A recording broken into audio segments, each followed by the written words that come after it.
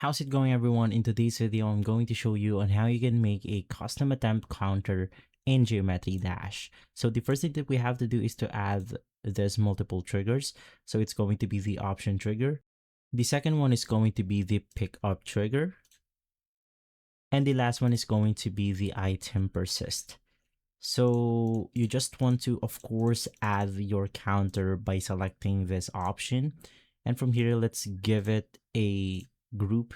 It's going to be group ID number 1. Sadly, the attempts function doesn't work, so that's why we are making this video. Just select something like item ID number 1.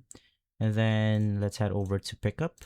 And basically from here, we are going to target our group ID number 1, select +1, so every time we die or every time we attempt a counter, it will then add this one to our value right here.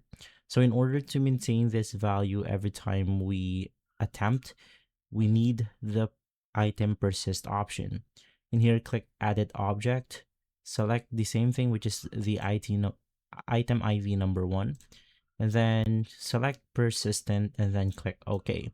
And so for our last option, every time we attempt our level, there will be a huge message right here. So we just want to disable that by heading over to the options trigger.